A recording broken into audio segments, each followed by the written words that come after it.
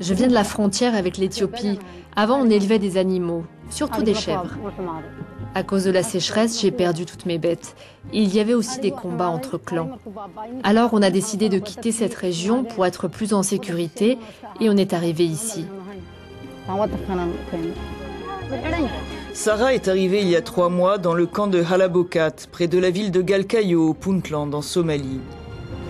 Une région qui abrite nombre de personnes déplacées par les violences qui continuent à sévir dans le pays et la sécheresse qui affame les communautés rurales. Sarah ne peut compter pour faire vivre sa famille que sur la solidarité des autres réfugiés. Elle mise sur l'aide d'une femme que toutes ici connaissent pour voir son sort changer. Hawa Aden Mohamed a redonné espoir à des milliers de familles déplacées. Comme celle de Asha, qui élève seule ses 9 enfants et 5 de ses neveux et nièces. Un prêt de $300 lui a permis d'ouvrir un petit commerce au marché du camp, créé sous l'égide de Hawa Aden Mohamed et de son association, le GECPD.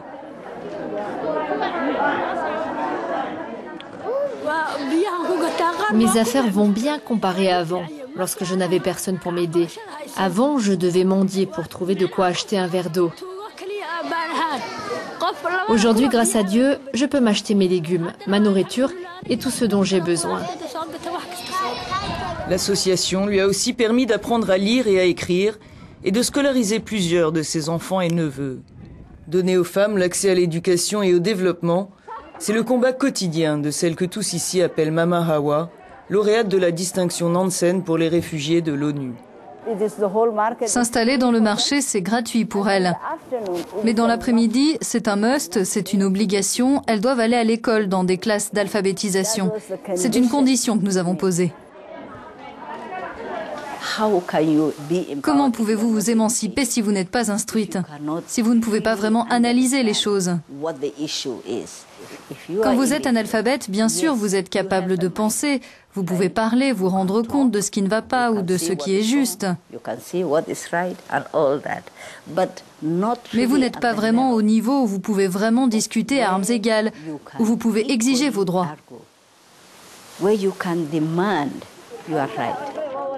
Soutenue par le HCR, agence onusienne pour les réfugiés, son association travaille dans la vingtaine de camps de déplacés de la région.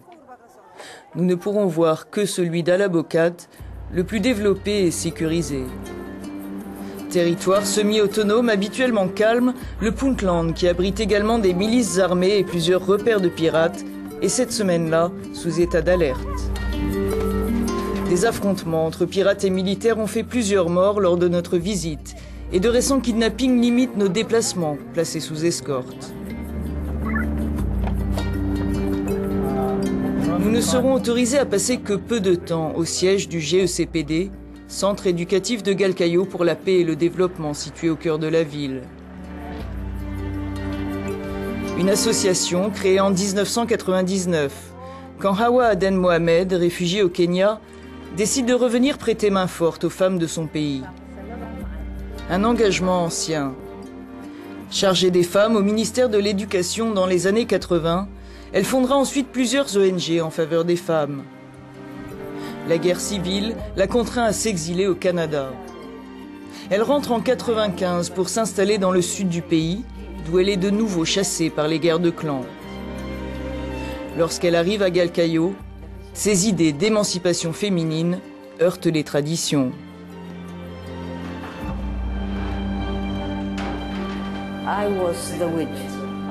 J'étais la sorcière. Je véhiculais de mauvais présages en créant une école. J'arrivais avec quelque chose de différent, des idées qui étaient considérées comme néfastes pour notre religion et notre culture. Donc ça a été très difficile. Et puis les filles, quand elles quittaient l'école, à l'extérieur, elles étaient insultées.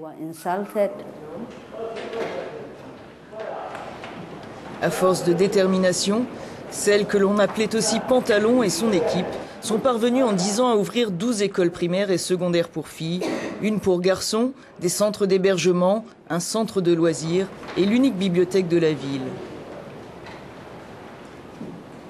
Des efforts qui ont permis de scolariser près de 40% des filles de la région Un record dans un pays où moins d'un quart de la population féminine accède à l'éducation.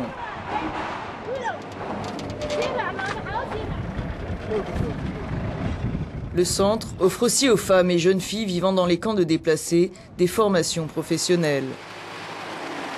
Cet atelier a transformé la vie de centaines d'entre elles.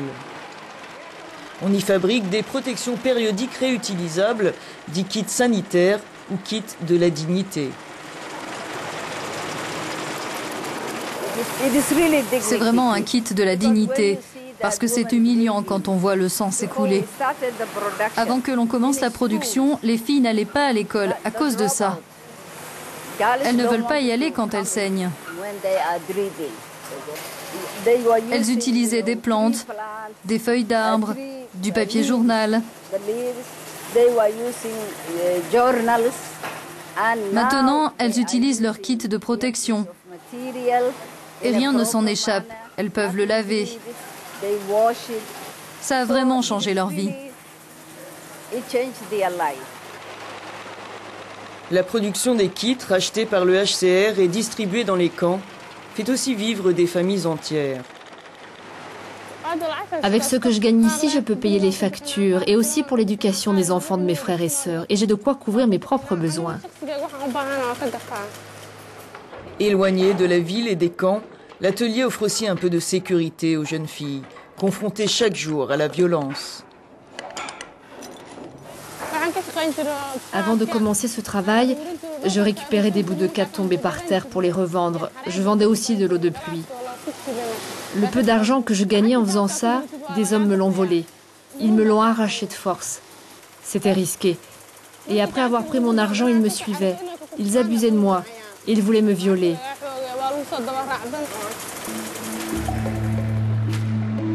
Chaque semaine, on répertorie 3 ou 4 viols à Galkayo.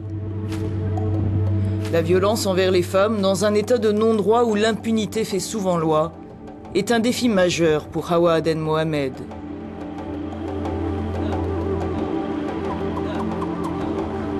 Elle mène aussi croisade contre une autre forme de violence, infligée cette fois par les traditions. Les mutilations génitales, dont elle a elle-même fait l'objet sous sa forme la plus brutale. J'avais 6 ou 7 ans et on se souvient. Je me souviens très bien de ce qui s'est passé. Et c'était sans anesthésie. Ma sœur est morte à cause de l'excision. Et encore aujourd'hui, des filles meurent. Il n'est écrit nulle part que oui, Dieu nous a créés, mais qu'il y a une partie mauvaise sur notre corps qu'il faut couper. Il n'y a rien de tel. C'est pour opprimer la sexualité des femmes. Ce n'est rien d'autre. Hawa Aden n'a jamais eu d'enfant. Elle mène campagne sans relâche auprès de la communauté et des autorités pour mettre un terme à l'excision. 98% des Somaliennes en font encore l'objet. Regardez toutes ces fillettes. Toutes celles qui sont là ont subi des mutilations génitales. Et c'est vraiment très triste. Et pourquoi ça continue depuis la nuit des temps? C'est à cause des hommes. Parce que si un père disait non, pas pour ma fille, si un frère disait non, pas ma sœur, si un jeune homme dit non, pas pour ma future femme, il n'y aurait plus d'excision. Faire bouger les mentalités, un travail qui ne peut aboutir sans l'adhésion des hommes, martèle celle qui a su s'en faire respecter à Galkayo. Cela passe d'abord, dit-elle, par la nouvelle génération, à qui elle s'efforce de donner un espoir d'avenir. Dans ces ateliers de formation, plusieurs de ces jeunes nous disent avoir été tentés par la piraterie, la délinquance, les milices ou l'immigration clandestine. La majorité des jeunes Somaliens n'ont aucun avenir. Beaucoup rejoignent les pirates parce qu'il n'y a pas d'autre choix. La seule façon pour eux de changer leur vie, c'est d'avoir une formation et d'apprendre un métier. Les garçons qu'on a choisis sont pour la plupart des gamins des rues, des drogués, des indigents. Et ce sont eux, les jeunes, qui devraient construire la paix, qui devraient se réunir, travailler ensemble, qui pourraient être main dans la main.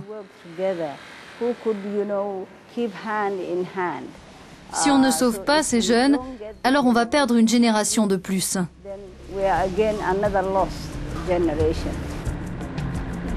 Préparer la relève, un enjeu crucial pour celle que la communauté appelle désormais la reine de Galkayo.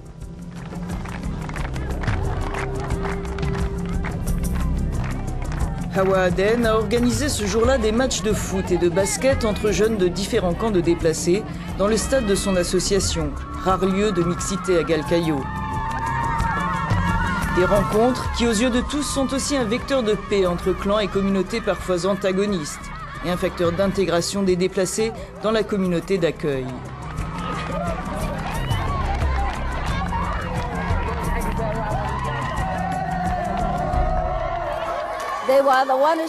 C'était les mêmes qui volaient, qui violaient dans la communauté. Mais maintenant, quand on leur demande « Ok, qu'est-ce que vous comptez faire ?»